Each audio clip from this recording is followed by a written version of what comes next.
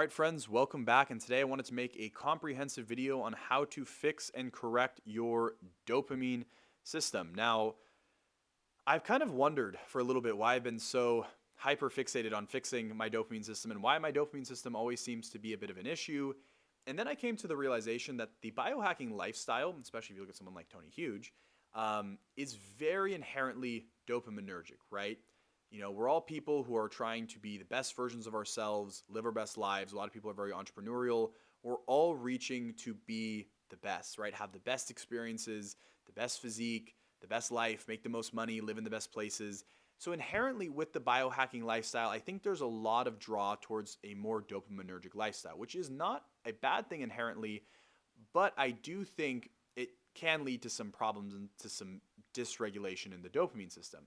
The other thing too is a lot of the things that we do, a lot of the stimulants that we take and the androgens we take are definitely conducive to kind of screwing up our dopamine system. So I think it's very important that we have strategies in place and that you understand how to kind of counterbalance that, especially if you're someone who you're living that fast-paced lifestyle, the entrepreneurial lifestyle, you're maybe enhanced, you're using a lot of stimulants, and you find yourself becoming a bit downregulated dopaminergically. So in this video, I'm going to go over my full protocol with an article linked down below for anything that's not appropriate for YouTube about how to correct your dopamine system. With that being said, guys, let's dive right in. So first things first, how do you know if your dopamine system is not functioning properly? Well, for me, it's pretty simple. It's the feeling of anhedonia. Now, anhedonia is something that can actually be clinically, you can be diagnosed with anhedonia. So I'm careful throwing this term around.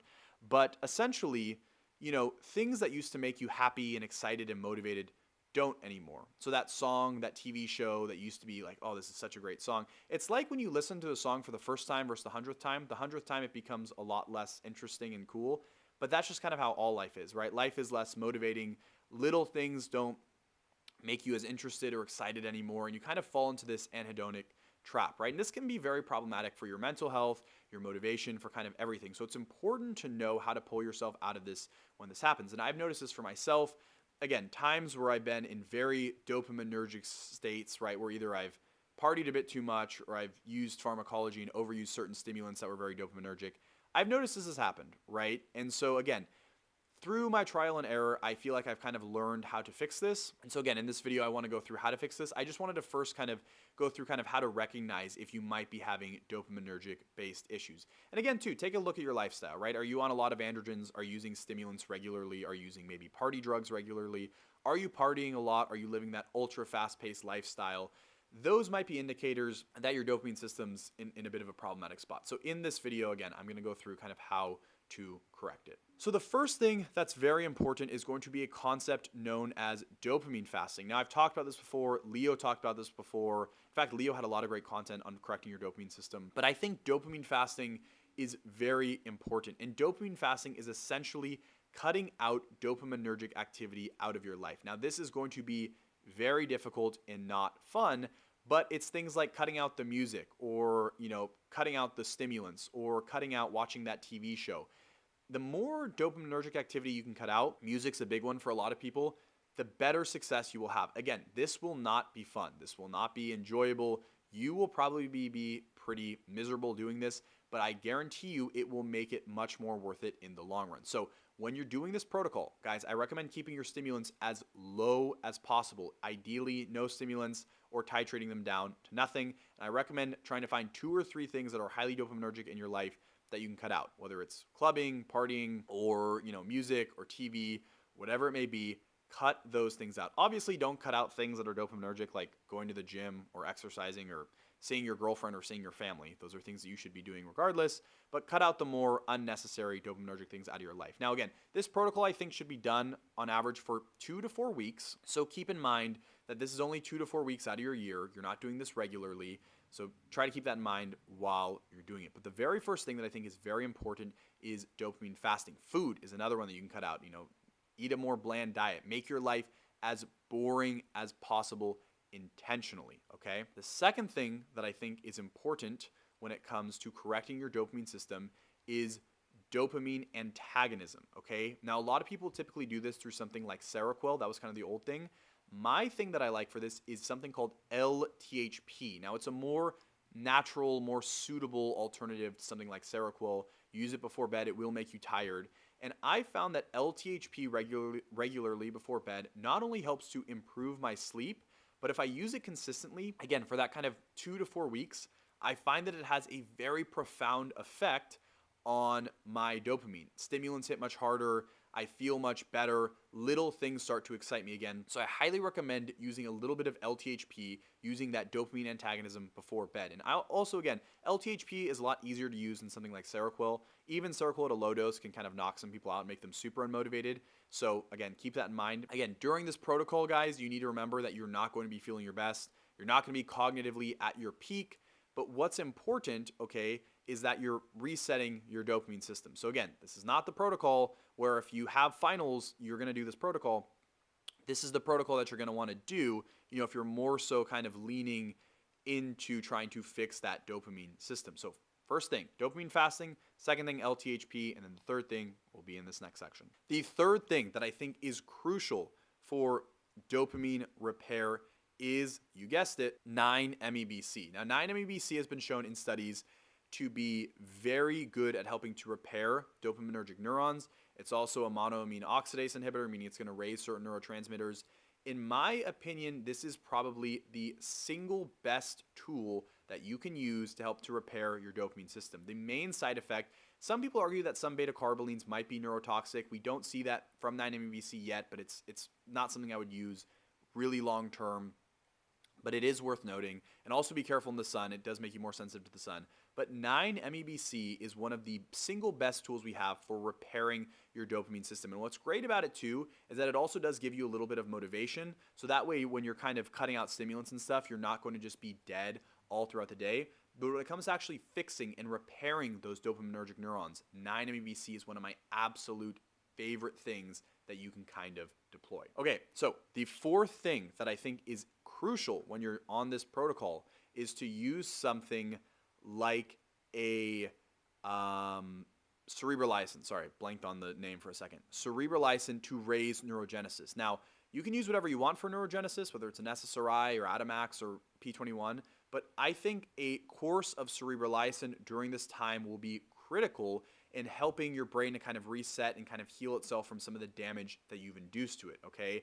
I think Cerebrolysin is one of the single best tools, and it will pair very, very synergistically with the other things in this protocol to kind of like 9-MeBC to help you reset and help you kind of fix your dopamine system. So I think that's a crucial component. Again, what I would do is in the middle of this protocol, when you're in your dopamine fasting, I'd run that aggressive course of Cerebrolysin for a week and then drop to a maintenance dosage for the next 3 weeks after if you're doing the 4 weeks of the protocol. Yes, it's a lot of pinning, but again, it's only a week, so if you can do the pinning, I highly recommend Cerebrolysin or really anything to improve or increase your neurogenesis. The next thing that I think is crucial is Bromantane. Now, Bromantane is going to be a DAT inhibitor, and it's also going to increase tyrosine hydroxylase, which are both going to be essential in helping to improve your overall dopaminergic system and your dopaminergic function. Now, I really, really like Bromantane as well because it's, it kind of acts as a stimulant without being a stimulant, which is really beneficial during this time, especially if you're feeling not having stimulants in your system and you're feeling really slow and really lethargic. So I do really like it for that. I think that it's also a fantastic adaptogen. So if you're feeling maybe a little stressed or a little overwhelmed this time, even though some of your, the excitatory transmission is going to be lower, some people get a little stressed out during this time. It's going to help you probably calm down, realize that you're not going to fall apart without music, and kind of pull yourself together. So I really like Bromantane. Again, it's really conducive from a mechanism of action standpoint for your dopamine system and for repairing that. And it also feels really good, and it will allow you to kind of continue to be somewhat of a normal person during this time. Okay, the next thing in this protocol that I find to be important is a strategy for neuroinflammation. The two things that I like for this is glutathione twice per week and J147, the turmeric-derived nootropic.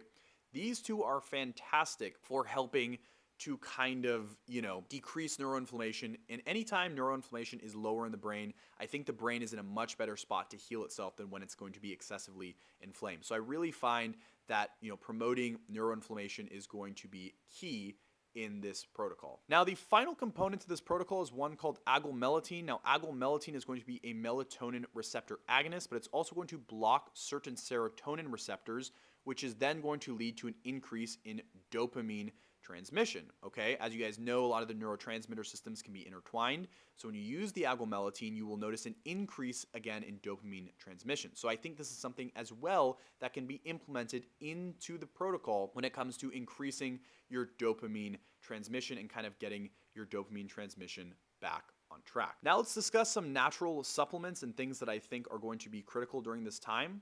The first one is going to be L-tyrosine. Now I prefer an injectable version of this, and it's actually sold over at one of my places, which I can't say on YouTube, so I'll link it down below, but I'll link it in the article. But I think this actual nootropic-based amino blend is fantastic for this because it has L-tyrosine, it has ATP, AMP, and also has a little bit of NAD in it, all things which I think are conducive to better kind of brain health and kind of cognitive function and kind of getting you through this period and keeping you mentally somewhat sharp while not, destroying your dopamine system any further. So again, tyrosine is going to be the building block for dopamine, and I think when you inject it, it becomes far, far more effective. And so I really like to incorporate this. I'll note in the article actually how I deploy it and what it exactly is, because again, on YouTube, they get really, really touchy about this stuff. So I want to be very careful. So for more information on this, please go down below to the article. But this is kind of my natural, again, there's choline in it, there's a bunch of stuff in it. That I think is very, very important when it comes to correcting and fixing your dopamine system. All right, friends, so that is my video, my full kind of guide on how to correct your dopamine system. I am going to include a comprehensive article underneath this. Now, there's a lot of different ways and there's a lot of things that I didn't mention, but this is kind of my core stack, just so the video doesn't get too long. Please, guys, go and read the article because the article will answer a lot of your questions. Some things I just cannot say on YouTube, and so I want you guys to look through the article. With that being said, head over to biohackingu.com, guys. Check it out. There's tons of great information. Don't forget to comment, like, and subscribe for more biohacking information. With that being said, guys, take care and have a good one.